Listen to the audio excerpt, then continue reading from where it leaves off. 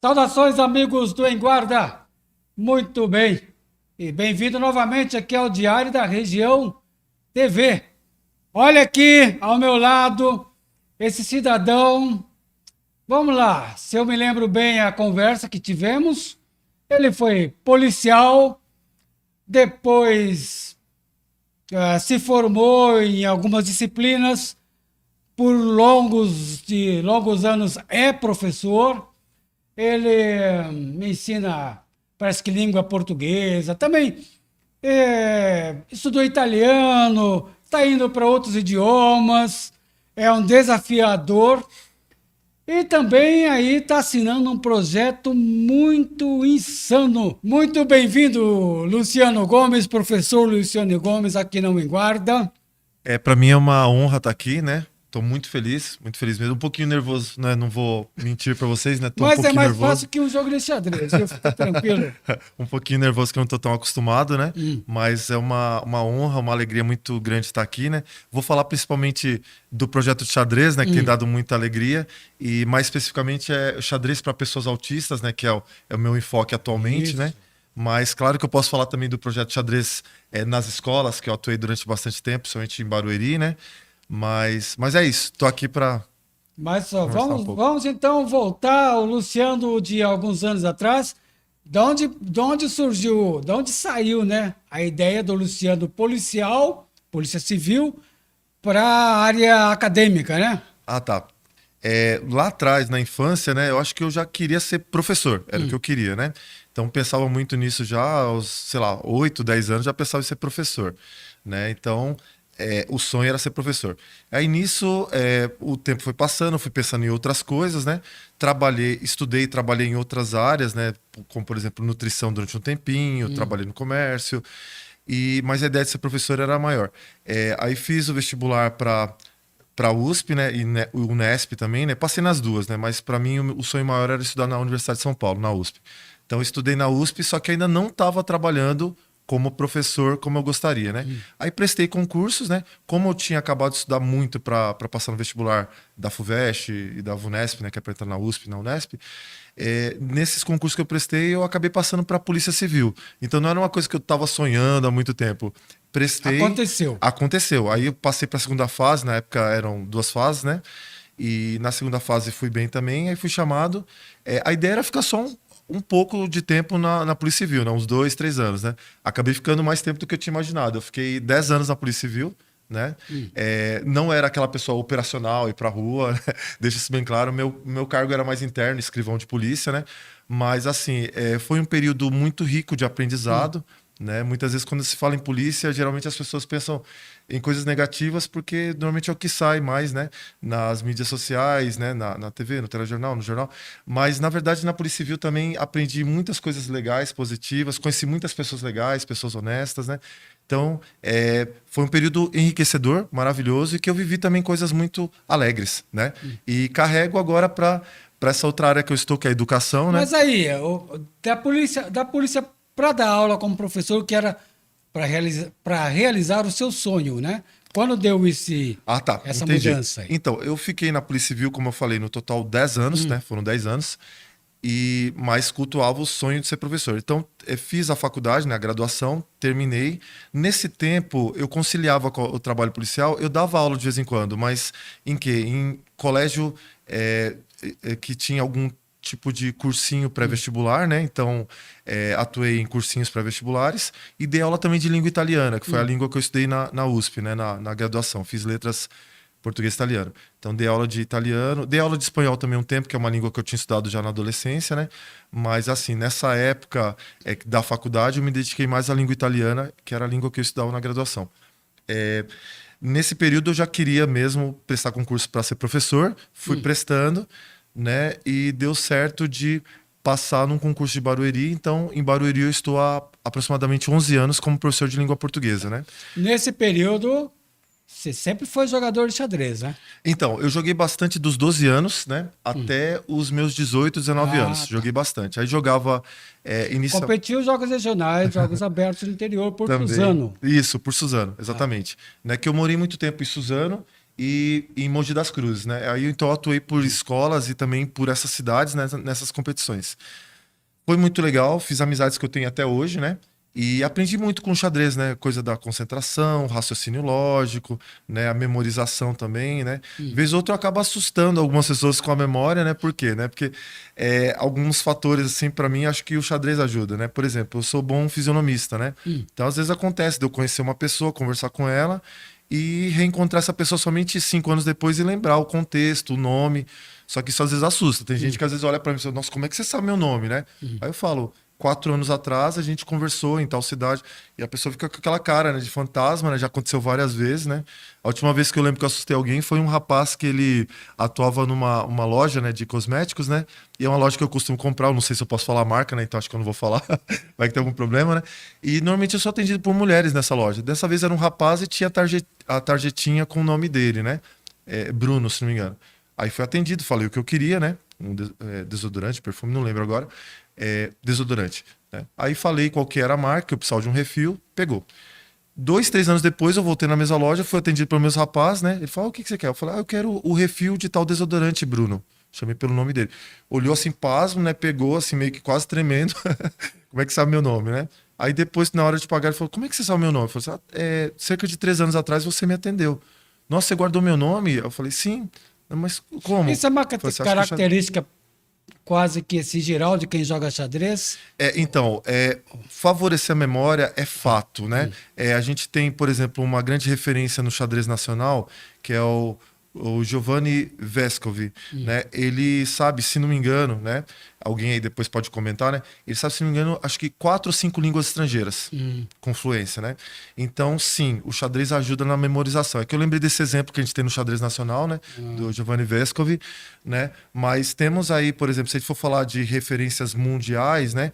A gente vai falar do Bob Fischer, né? O Bob Fischer, norte-americano, além de ter se tornado campeão mundial, né, em uma época que havia uma supremacia dos russos, né, os soviéticos na época, né, que ganhavam sempre, né, o Bob Fischer, uma memória fantástica não somente para xadrez. Uma vez ele foi disputar um torneio na Islândia, ele procurou por um amigo dele, perdeu o contato, na época não havia celular, né, mas ele ligou para o telefone fixo desse amigo, que atendeu foi a filha, né, e conversou somente em islandês, né, que é uma língua bem diferenciada, só falada lá, né?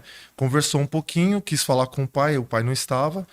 Ele conversou um pouco com a menina, ouviu tudo que a menina falou, né? E quando ele conseguiu reencontrar o amigo, não sei se horas depois, alguns dias depois, né? Ele falou: eu liguei, foi sua filha que atendeu, né? Uma criança que eu não lembro a idade, mas acho que tinha 5, 6 anos, né?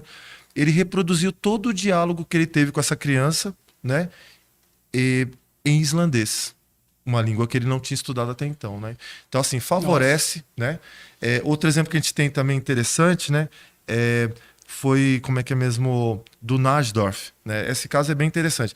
O Najdorf, ele veio aqui para América do Sul, né? Isso no final dos anos 30, né? Para disputar um torneio, né? E nisso estourou a Segunda Guerra Mundial, 1939, né? E aí falou, Najdorf, por favor, fica aí onde você tá, né? Porque acabaram de invadir a Polônia, né? Os alemães, os nazistas estão vindo para cá invadir, fica aí onde você tá. Ele ficou, a guerra prosseguiu e ele acabou morando durante muito tempo, o pessoal sabe, o pessoal que é do xadrez, né? Na Argentina, né? Lá ele é conhecido também como El Viejo, né? Como ele é conhecido lá. Ficou durante um bom tempo, eu sei que depois ele soube que possivelmente familiares dele vieram para São Paulo, né? O que ele fez? Ele fez em São Paulo uma simultânea, né? Simultânea, para quem não sabe, quem não é do xadrez, né? É quando você joga contra várias pessoas ao mesmo tempo, né? Contra 10 pessoas ao mesmo tempo, 20, né? Ele fez uma simultânea que entrou pro Guinness Book, né? Como a maior simultânea que já teve, né? No mundo, né? Agora só fugiu agora o número, se ele jogou contra 40 tabuleiros ou foi 50, acho que foram 40. Contra 40 enxadristas ele jogou, só que aí alguém pode falar, não, mas eu já vi uma simultânea que era mais que 40, né? Só que detalhe, ele jogou às cegas, sem olhar os tabuleiros. Então o Najdorf jogou contra 40 enxadristas, todos eles já federados, né? Não eram amadores, eram profissionais, né? Jogou contra 40 sem ver nenhum tabuleiro, nem as peças, de costa, né? Ele sabia... Né? Tipo, tabuleiro 1, jogou o E4. Tá, então eu vou jogar tal lance. Ele ia falando, né? E depois, tabuleiro 2, eu quero jogar cavalo em F3. e foi jogando e ganhou a maior parte das partidas, não vou lembrar agora o número exato, ganhou todas. Sem olhar as pedras. Ganhou quase todas, desculpa, não todas, ganhou quase todas, as outras acho que ele empatou, acho que não perdeu nenhuma. Né? Então fez nessa, nossa, como é que ele conseguiu? Memorização, né?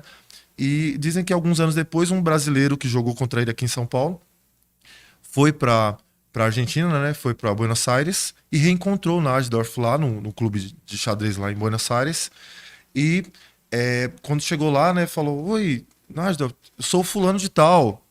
Ele olhou e continuou fazendo o que ele estava fazendo. Nem deu, não ligou, né? Não deu a mínima, né? Falou: eu estava na simultânea, eu era o tabuleiro. Falou lá o tabuleiro. Tabuleiro 34. 34? Você estava na simultânea em São Paulo? Sim.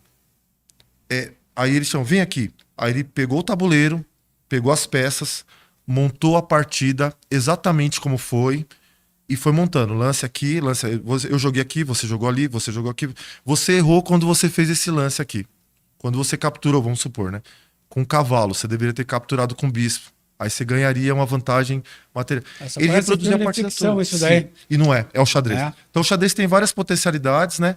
E nos últimos 4 anos tem estudado como é que o xadrez pode ajudar pessoas autistas. Pessoas com... Aí vamos pegar essa ideia, esse assunto, porque o professor Luciano Gomes, ele está iniciando, vamos falar iniciando porque é recente o trabalho, né? Sim. Aqui em Osasco o trabalho tem aproximadamente 6 meses, né? Na Associação Brasileira Autismo Conexão, né? Aproximadamente 6 meses esse projeto presencial. A Associação Brasileira é a ABRAC. Isso, a ABRAC. Então, imagina, meus amigos em guarda, que um professor, ele dá aula num período, se ele dá aula no período da tarde, de manhã ele ensina xadrez para... Como que a gente se refere ao pessoal? É transtorno? Como que é o pessoal do autismo? Tá, é excelente a sua pergunta. Agradeço, porque é para esclarecer para muita gente que às vezes não sabe, né? A gente pode usar atualmente o termo autismo. Aquela pessoa tem autismo, né? Então esse termo ainda é usado, né?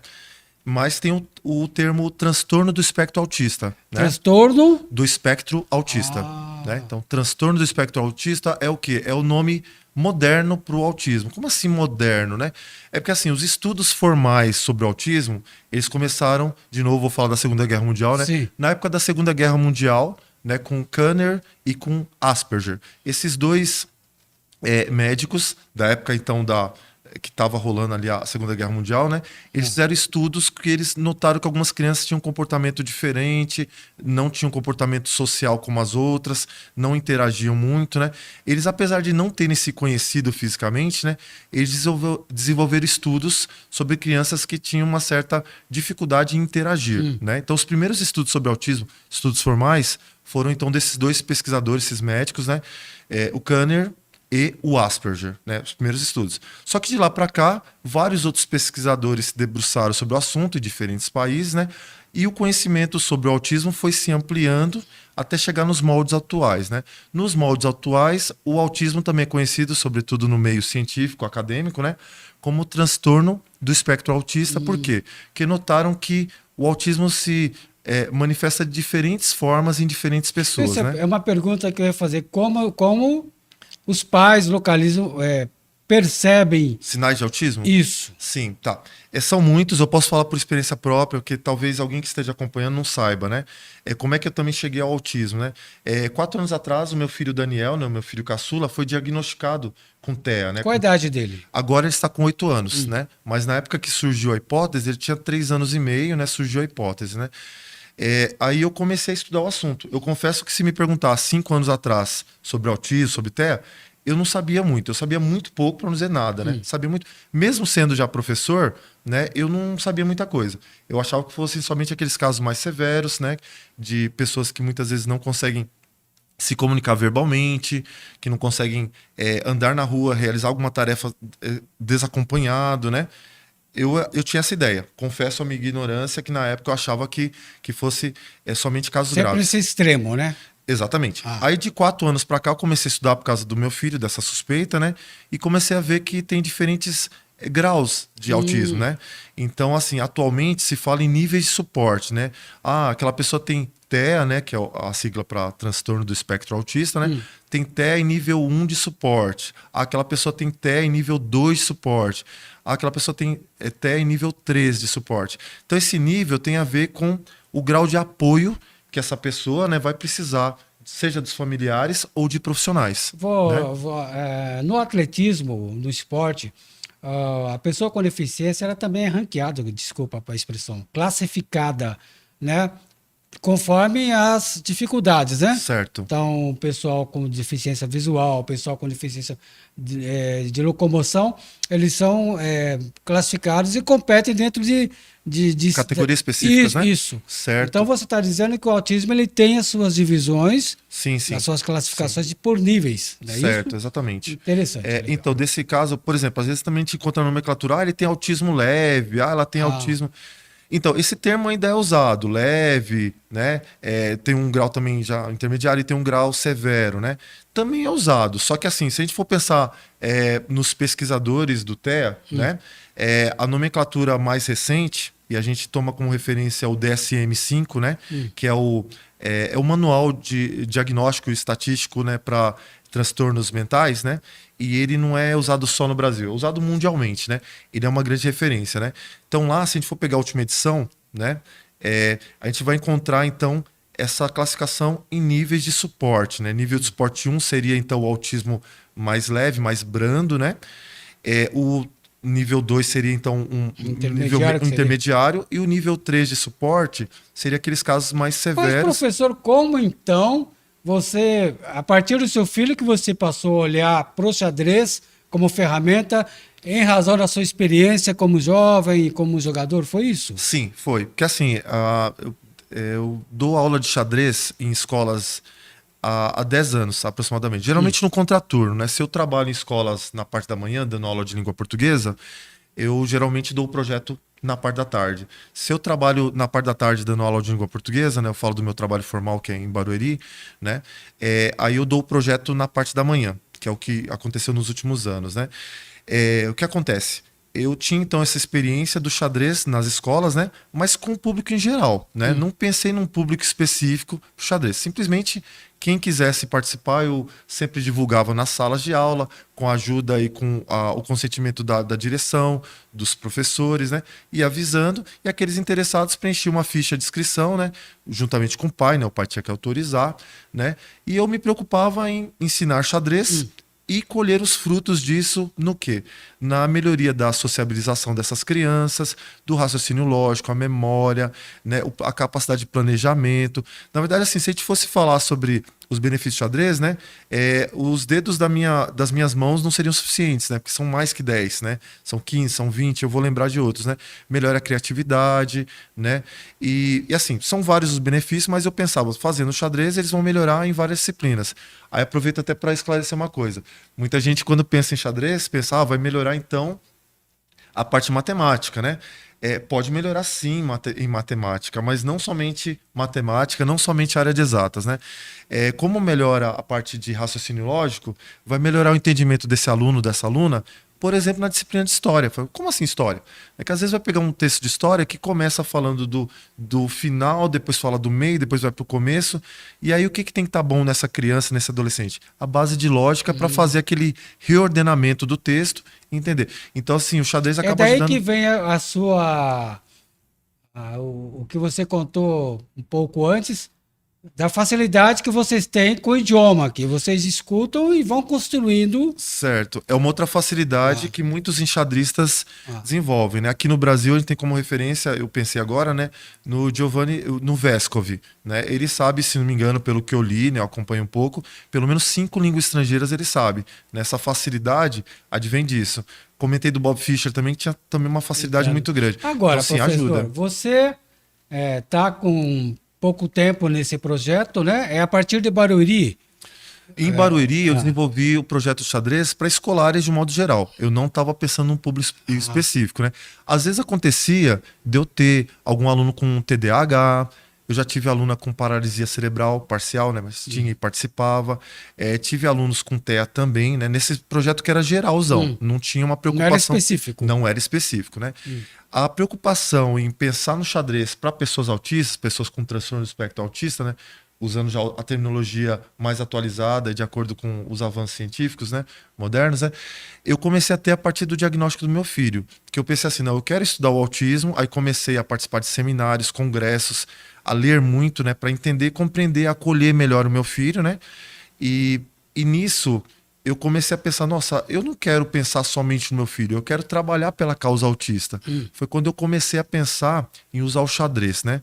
E aí comecei a pesquisar, né? E aí, na ocasião que eu iniciei a pesquisa, foi 4 anos atrás, né? Pesquisa teórica, eu encontrei uma iniciativa no Canadá, né? Que foi publicada num livro...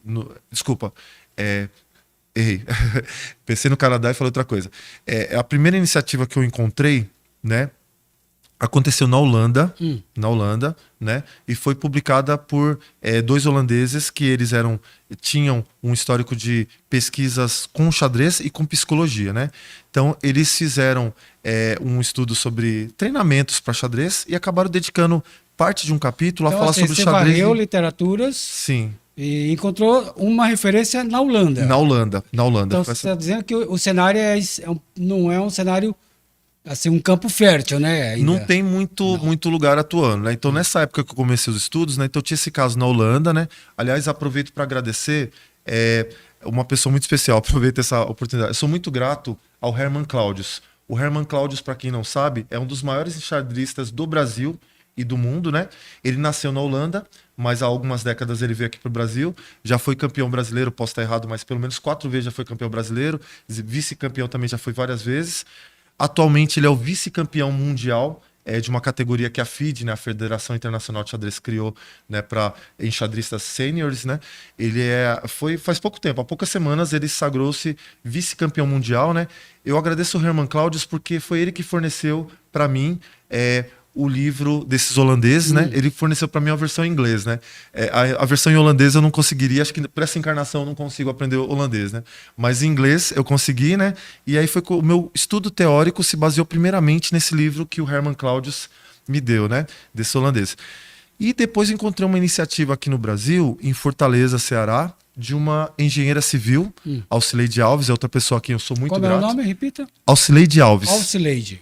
Exato. Alcileide Alves é uma engenheira civil, ela coordena obras, né, obras grandiosas, só que ela também tem um coração imenso, ela gosta também de atuar por causas sociais, pela inclusão, etc.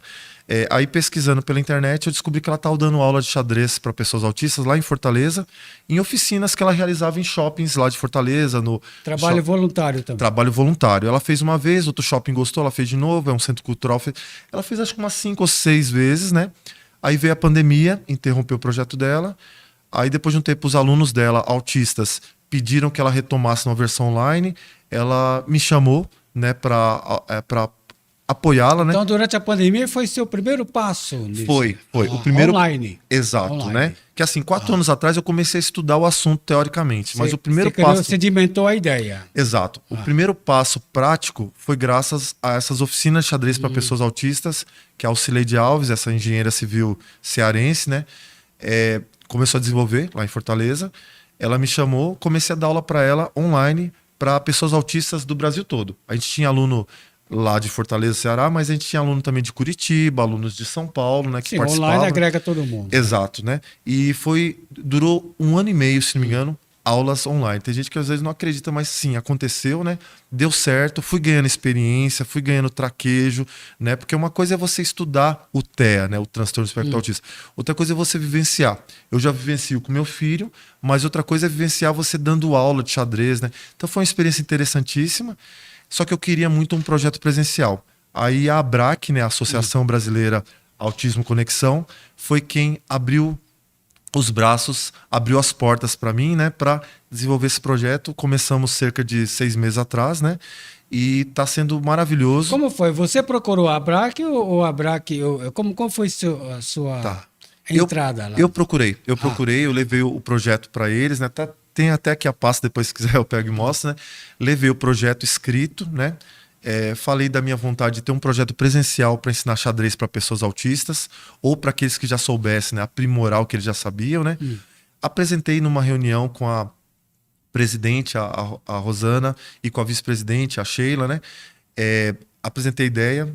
ao final elas falaram, nossa, adorei, né? Que interessante, mas a gente tem que ir com calma, vamos fazer uma lista, ver quem está interessado, né? A princípio vai ser um trabalho voluntário, tem problema para você? Eu falei, não, não tem, porque eu quero muito trabalhar por essa causa, então eu estou disposto sim a vir de carro, ou pegar trem, pegar ônibus para vir aqui dar aula pelo menos uma vez por semana para acumulando garotada. seu trabalho na escola, como Sim, professor, sim. e abraçando essa causa aí, esse projeto. Sim. E então, agora atualiza pra gente, como é que está, Sim. né? Para atualizar, né, eu vou até pegar essa garrafinha aqui, né? Aqui tá até o logo do projeto, né? Tá aqui, né? Vou aproximar da câmera, tá Marcos. certo. Você me dá uma força, ver se dá pra ver. Então, esse aí é o logo da... Tem uma coisa importante. Sim. Aí é o logo da FIDE, né? Da Federação Internacional de Xadrez, né? Então, essa que é a grande novidade. Até agradeço por falar aqui, né? Por poder falar disso, né? Então, já tem o selo da FIDE? Sim. Essa vitória foi recente, né? E eu costumo dizer, não é uma vitória somente do projeto de xadrez para pessoas autistas. É uma vitória da causa autista, né? Muitas pessoas, né? E eu digo até pessoas que estudam autismo, né? Às vezes duvidavam da ideia que pessoas autistas pudessem jogar xadrez. Podem jogar sim, né? Cada uma ao seu nível, cada uma usufruindo de alguns benefícios, né? Um vai melhorar na interação, outro na memória, outro na capacidade de planejamento. E recentemente, para quem não sabe, temos também xadristas de alto nível competindo profissionalmente, ganhando torneios que são autistas, né? Tem. No caso, lembro agora, posso errar o nome, mas peço desculpa, eu acho que ela vai me perdoar, né? Acho que é Darlane, né? Uma campeã paraense, né? Foi campeã paraense, foi campeã já também por torneios universitários e ela tem transtorno do espectro autista, né? Tem uma pergunta também que a gente fala. Essa iniciativa sua é nova e, digamos assim, é modesta, porque você, no Brasil, você falou da engenheira, né? Engenheira Civil Alcileide Alves, então, né? são dois polos aqui no Brasil, é isso? Então, a gente pode falar agora só em um, porque a Alcileide Alves, ela fez o projeto durante um tempo, depois ela parou, né? Ela parou o projeto porque ela tem outras atividades, né? Além de ser engenheira civil, tocar obras, coordenar 20, 30, né, funcionários lá, ela atua também em outras obras sociais, né? Outras obras também inclusivas, né? Então ela teve que parar por questão de agenda mesmo. Mas ela viu que tinha alguém assumindo, então ela falou, deve ser o professor aí que ele está tomando a conta. Então aqui vamos ver como está esse tabuleiro, professor Luciano. Certo. Eu estou vendo você falar que você a ABRAC é em Barueri. Certo. Não, a ABRAC é aqui em Osasco. Aqui em Osasco. Aqui em Osasco. Você dá aula em Barueri. De língua portuguesa. Língua portuguesa. Sim. Aí a ABRAC em Osasco funciona o seu projeto Sim. com o pessoal transtorno do espectro autista. Sim. Hoje você conta quantos meninos lá? Quantas pessoas? Quantas pessoas? Então, a gente tem assíduos frequentadores, a gente tem 8 alunos, né? Na verdade, são 6 alunos e 2 alunas, né? Já chegou a frequentar outros 2, mas aí não se adaptaram muito, aí eles foram encaminhados para outras atividades que funcionam lá na ABRAC, né? Então, a ABRAC em Osasco tem esse projeto. Em São Paulo tem alguma coisa parecida? Não tem em São Paulo, não tem no Brasil inteiro, assim, reconhecido pela FIDE, né, pela Federação Internacional de Xadrez, é o primeiro não só no Brasil, na América do Sul. Na América do Sul é o primeiro reconhecido pela Federação Internacional. Então nós estamos falando com um professor que dá aula de xadrez para esse grupo de queridos e que não tem outro no Brasil e na América do Sul, é isso que estamos nos contando? Então, reconhecido pela Federação Internacional, somente esse, né? E agora entrando para esse grupo, é bom que eu estou em contato com os projetos que tem em outros países, né?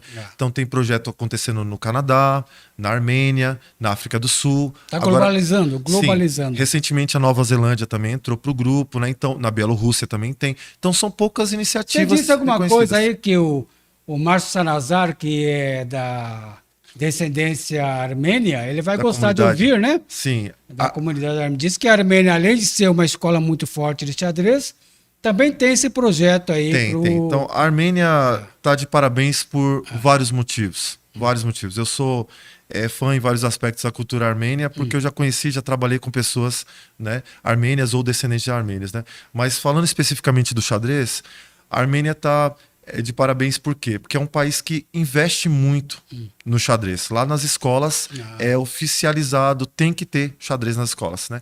E só pensando que não é... Então, o xadrez é uma disciplina? Sim, disciplina e na Armênia. Então tem isso, né? Às vezes a gente fala da Rússia, na Rússia isso também acontece, né? Mas a Armênia também isso acontece. A Armênia é uma referência Mas no seria xadrez já também o por seu isso. projeto para isso, como enquanto professor, enquanto educador? Seria o ideal, O né? ideal. Que tivesse nas escolas disciplinas, mas assim, a gente vê que muitas pessoas falam dessa ideia, só que atuar por essa ideia é difícil, né? Mas é uma coisa que traria benefícios para diferentes áreas, né? De novo, eu volto a falar. Não melhoraria somente a habilidade dos alunos, das alunas em Em matemática. cálculos, né? Não, melhoraria em tudo, em história, em língua portuguesa, em ciência, em geografia, em tudo. Por quê? Vai trabalhar não é somente raciocínio lógico, vai Professor trabalhar outras Luciano, coisas, né? um jogador de xadrez, ele costuma dar uma de Sherlock Holmes, assim, ele antecipa alguns movimentos que numa situação, ele tem um olhar periférico mais aguçado. Sim, o que acontece? Quando a gente está começando a jogar xadrez, ainda essa habilidade ainda está muito tênue, muito suave, né? Então, quando a gente começa a ensinar os movimentos das peças, o nome das peças e a parte estratégica, a parte mesmo tática e estratégica, né? Esse aluno, essa aluna que está iniciando, ele consegue às vezes antecipar um lance, né? Com o tempo, conforme vai treinando, vai como é que é mesmo, ganhando habilidade para enxergar 2 lances à frente. E assim e vai desenvolvendo. Grandes campeões mundiais conseguem enxergar 8, E 10 filtrando isso lances. para alguém que tem um transtorno, Tá. Para a pessoa que tem o transtorno do espectro autista, né, todas essas habilidades que outra pessoa teria, né, ela pode usufruir, né, isso é fato, né. Só que assim, no caso das pessoas com transtorno do espectro autista, né, quando eu uso xadrez, eu penso principalmente em 2 coisas: em melhorar a qualidade da sociabilização, né, dessas pessoas e da interação, que são assim dois fatores que para a maior parte das pessoas autistas, das pessoas é difícil, né? Então assim, eu tento melhorar principalmente essas habilidades, né? E no xadrez assim, começar da partida, eu estava conversando antes da entrevista, né, nos bastidores, né? Já acontece uma interação, que as pessoas se cumprimentam na mão, né? Desejando uma boa partida. Começou a partida, dá a mão pro o coleguinha, autista ele cumprimenta? cumprimenta. Então tá bom? você já tem um ganho aí. Tem um ganho. Tem um ganho porque para a maior parte das pessoas autistas é difícil interagir, Difícil tocar, né? sim. Às vezes interage bem com as pessoas da família, mas com outras pessoas não, né? Então esse aperto de mãos, que já é uma questão interessante que a gente está trabalhando, respeito ao adversário, respeito ao próximo, uma série de coisas, né? Que às vezes a gente tem em E outros está se esportes. expondo, que é o mais difícil, Sim. né? Aí nesse caso também está desenvolvendo a habilidade dessa pessoa de entrar em contato Entrar em com o outro, contato. né? Aí, durante a partida de xadrez, acontece uma interação silenciosa. Você tem que aguardar o lance do Então, a adversário. cada lance do xadrez Tem uma interação. tem uma né? interação e a evolução Sim, dessa nessa- parte. que é o objetivo seu. Sim, no final da partida também, independentemente do resultado, se ganhou, perdeu, empatou, cumprimenta o adversário de novo. E a gente promove a troca de adversários. Então, a ABRAC fica em Osasco. Sim. O professor é professor em Barueri, faz essa ponte aérea, digamos Certo. assim. Aham. Né? E dá aula em Osasco sempre no período da manhã ou da tarde? Período da manhã, neste ano, né? Ah. Às quartas-feiras, né, de manhã que a gente tem o projeto. Só que pro ano que vem, eu já recebi a informação, fiquei muito feliz com isso, né? Que já tem uma lista de espera de outras pessoas autistas Olha. que querem fazer o projeto, né? E a ABRAC fica no centro de Osasco? Sim, sim. No centro da cidade? Sim, no centro aqui de Osasco, né? Ah. E o que acontece? Para este ano que vem, né, para 2024, a ideia é ampliar o projeto. Como tem uma lista de espera, né? É ter pelo menos mais um dia com xadrez, ou pelo menos mais horários, né? Que está tendo, então, uma procura muito grande, Maravilha. Professor Luciano, nós já chegamos no nosso momento checkmate aqui, né? Certo. não é verdade? Mas deixamos aqui o nosso reconhecimento ao projeto da ABRAC, né, e agradecendo também a sua aula, né? Mas eu gostaria que você retornasse com um tabuleiro, Certo. né, para realmente nos dar uma aula prática dessas coisas, tá bom? Tá certo, mas agradeço muito a oportunidade de falar sobre autismo e falar como o xadrez pode ajudar as pessoas autistas, né? Então, assim, não é um agradecimento só meu. A causa autista toda, então toda a comunidade que trabalha por isso agradece essa oportunidade que você está dando pra gente, tá bom? O Muito Enguarda obrigado. agradece, o Diário da Região TV agradece também mais ainda, porque é uma oportunidade que nós estamos tendo de levar esse conteúdo espetacular, né, para pessoas queridas que estão aí fazendo um passo a passo a cada lance no xadrez. Se puder acompanhar no Instagram, né? Sim, sim, por certo. favor. Então, é o Autismo Xadrez. Esse é o meu Instagram, né? Autismo xadrez. Isso, aí que eu divulgo, né? Até o logo é esse aqui mesmo, você colocou lá pra câmera, né? É esse aqui mesmo, né? Que aparece lá no Instagram, né? Quem puder acompanhar, lá eu divulgo fotos, vídeos, né? A Brac, né? Ela, Sim. quando eu comecei o trabalho, já falou: não, eles assinam um termo de autorização de uso de imagem, né? Então Você tá pode bom. usar para as pesquisas, né? E também, quando entrou para a FID pediu também para usar essas imagens de modo internacional também, né? Então acontece. Parabéns pela coragem, Muito pelo obrigado. esforço, pelo empenho e que você vá derrubando as peças Tá certo. durante cada lance aí. Tá certo. Muitíssimo obrigado. Agradeço Legal. mesmo. Amigos do Guarda, saúde e paz.